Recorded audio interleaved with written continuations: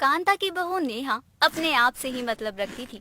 चाहे जो हो जाए, कितनी भी बड़ी बात क्यों ना हो जाए उसके घर में, लेकिन नेहा अपने खाने पीने को लेकर बहुत ही ज्यादा सीरियस थी। उसे वो कभी भूल ही नहीं सकती थी। एक रोज सास कांता का उसकी ही पड़ोसन विमला से झगड़ा हो रहा था और इधर नेहा मैगी खा रही थी। अब वो अपनी सास और विमला आंटी का झगड़ा देखने के लिए मैगी खाते हुए बाहर निकलती है। ये देखकर विमला कांता से कहती है, देख ले, मेरी बहू कम से कम आई तो सपोर्ट में, लेकिन तेरी बहू तो लड़ते हुए देखने में भी खाते हुए आई है। कुछ भी हो जाए, लेकिन खाना नहीं छूटना चाहिए इसका। कांता और विमला में खूब झगड़ा होता है, लेकिन अब जैसे ही कांता घर आती है, वैसे ही वो अपनी बहू नेहा को गुस्से में कहती है, क्यों बहू, बाहर जाकर मुझे लड़ते हुए देखकर खा रही थी? अरे कोई फिल्म लगी थी क्या जो मजा आ रहा था तुझे? थोड़ी अकल है तुझमें या नहीं? नहीं नहीं माँ जी, आप कैसी बातें कर रही हो? मैंने तो घर का सारा काम किया और जैसे ही खाना निकाल कर खाने बैठी, वैसे ही विमला आंटी और आपकी लड़ने की आवाज आने लगी। सोचा देखूं क्या बात हो गई, और लड़ाई देखते देखते खाना भी खा लूंगी। क्या बात है बहू, बहुत बढ़िया। अगर विमला की बच्ची ने मुझे मार दिया होता तो तू कहती अभी पानी पीकर आ रही हूँ, नास पीटी कहीं की। हाँ। नहीं नहीं माँ जी, मैं पानी भी साथ लेकर गई थी। मुझे पानी लाने जाने की ना जरूरत नहीं पड़ती। वो क्या है ना, पानी लेने जाती तो लड़ाई मिस हो जाती। सत्यानाश हो तेरा, ना जाने कैसी बहू लेकर आ गई हूँ मैं। हे भगवान। नेहा की मस्त मौला रहने वाली आदत से कांता भी परेशान थी, लेकिन क्या ही किया जा सकता था। अब देर शाम कांता अपने घर के दरवाजे पर बैठी होती है। तभी वो देखती है कि एक सांप उसके घर से निकल रहा है। अब उस सांप को देखकर कांता अपनी बहू नेहा को चिल्लाते हुए कहती है, बहू बहू, सांप सांप कहाँ है बहू तू? अब अपनी सास की आवाज सुनकर जैसे ही वो हॉल में आती है, वैसे ही कांता अपनी बहू से कहती है, बहू सांप, अरे पीछे हो जा, यहाँ कहाँ आ रही है? पीछे हो पीछे। क्या नाप माँ जी, मुझे कुछ समझ नहीं आ रहा, थोड़ा समझा कर कहो ना। अब कांता जैसे ही इशारे करती है, वैसे ही नेहा को लगता है उसकी सास उसकी कमर के बारे में बात कर रही है। ऐसे में नेहा अपनी सास से शर्माते हुए कहती है, माँ जी आप भी ना, ये कोई समय है कमर का नाप पूछने का? वैसे आप पूछ रही हो ना तो मैं बोल देती हूँ। 28 की कमर है मेरी, डाइट करूँ तो 26 चली जाती है। बहू, ये खाने की प्लेट उधर रख और खाना छोड़। मैं तेरे कमर के नाप की बात नहीं कर रही, बल्कि इस सांप की बात कर रही हूँ। उधर देखना, नास पीटी कहीं की। ये क्या कह रही हैं आप? सांप? कहाँ है सांप माँ जी? कांता की बहू तो इतना सुनने के बाद वहीं बेहोश हो जाती है, लेकिन कांता अब जैसे तैसे उस सांप को घर से निकालती है और अपनी बहू को होश में लाती है।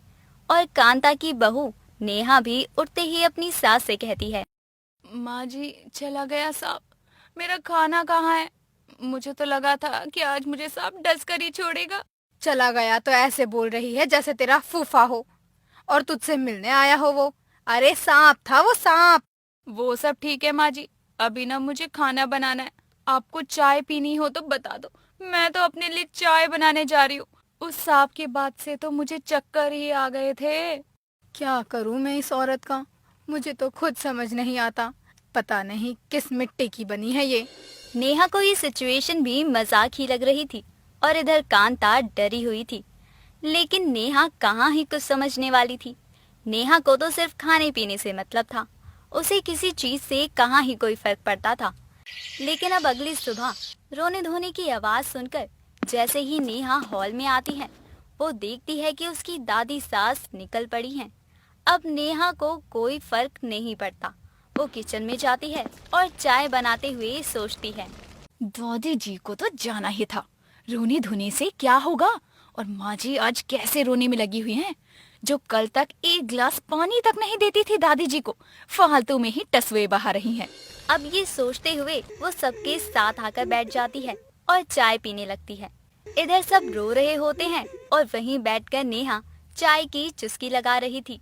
ये देखकर विमला नेहा के पास जाती है और उससे कहती है, बहू, ये क्या कर रही है तू? तुझे किसी ने बताया नहीं कि मरने के घर चूल्हा नहीं जलता, और तू यहाँ चाय बनाकर गट-गट पी रही है? आज ना कल तो उस बुढ़िया दादी जी को जाना ही था ना, इसमें कोई नई बात थोड़ी है। क्या हुआ जो मैंने चाय बना ली और पी रही हूँ तो? अब थोड़े ना इनके साथ हमको भी जाना है जो खाना पीना छोड़ दे, या सदमे में अनशन पर थोड़ी बैठेंगे। बहू देख, सब कैसे देख रहे हैं तुझे। भले ही मेरी कांता की बनती नहीं, लेकिन ये गलत कर रही है तू, थोड़ी तो समझ रख। ये विमला तो ऐसे बोल रही है जैसे कि दादी जी अभी उठेगी और मुझे तो थप्पड़ लगा कर कहेगी कि मैं मर गई हूँ और तू यहाँ पार्टी कर रही है। अरे जिंदगी है, खाओ पियो मौज करो ना। अब दादी को ले जाने के बाद कांता अपनी बहू को कमरे में ले जाकर उससे कहती है, बहू मैं तुझे अभी के अभी तेरे मायके भेज रही हूँ, अब भी चली जा यहाँ से तू। तुझे यहाँ मैंने और रखा ना तो तू मेरी बची हुई नाक भी कटवा देगी, इसलिए निकल जा यहाँ से। अरे माँ जी, मैंने ऐसा क्या किया है जो आप मुझे ऐसे समय में यहाँ से भेज रही हो? आखिर गलती क्या है मेरी? बहू तो अनजान क्यों बन रही है? दादी तो तेरी भी थी, थोड़ा रो ही लिया होता, लेकिन नहीं, तुझे तो खा पी कर ऐश की जिंदगी जीनी है। माँ जी, दुख है ये मैंने मान लिया, लेकिन मुझे तो ये समझ नहीं आ रहा अब क्या मैं दुख से अपना पेट भरूं? बहू तुझे समझ क्यों नहीं आता? सब लोग अब बातें बनाएंगे जो अब मैं और नहीं सुन सकती। अब कांता क्या ही करती, उसकी फूटी किस्मत ने तो उसकी किस्मत और खराब करके रखी थी। ऐसे में कांता मन में सोचती है, अब मैं माँ के काम तक इसे कैसे संभालूं? इसको कुछ कहना ही बेकार है, जरूर कोई ना कोई कांड करेगी ये। इसको समझ तो सकती नहीं, अब देखा जाएगा, जो होना है वो तो होकर ही रहेगा। अब दादी के काम के बीच में आधे दिन तो नेहा खाने में ही लगी रहती है, जिसके बाद कांता और परेशान हो जाती है। विमला भी कांता के घर आकर बातें बनाती थी, क्योंकि दोनों की बनती नहीं थी। और एक रोज तो विमला कांता को ताने ही दे देती है और कांता से कहती है, कांता, वैसे कहने वाली बात तो नहीं है, लेकिन तेरी बहू तो तेरी नाक कटवा कर ही मानेगी। उसे तो किसी बात से कोई फर्क ही नहीं पड़ता। दादी मरी, उसे कोई मतलब नहीं, चाय बनाकर बैठ गई पीने। इस पर कांता कुछ भी नहीं बोलती। और अब अगले ही दिन दादी की 13वीं होती है और उस 13वीं की पूजा के बाद ही लोगों का खाना पीना होना था। लेकिन विमला जब कांता के घर आ रही होती है तो वो ये देखकर हैरान थी कि उसकी बहू हलवाई से बहुत सारा खाना लाई है और कमरे में बैठकर ही खा रही है। ये देखकर विमला सबके सामने ही कांता से कहती है, कांता, मैं कहना तो नहीं चाहती थी, लेकिन अपनी बहू को देख, कैसे बेशर्मों की तरह लगी हुई है खाने में, जबकि अभी तक पूजा भी नहीं हुई। विमला कैसी बातें कर रही है तू? ये सच है क्या? अरे कहाँ है वो? कमरे में है, मैंने अपनी आंखों से देखा है, खाने में लगी हुई है।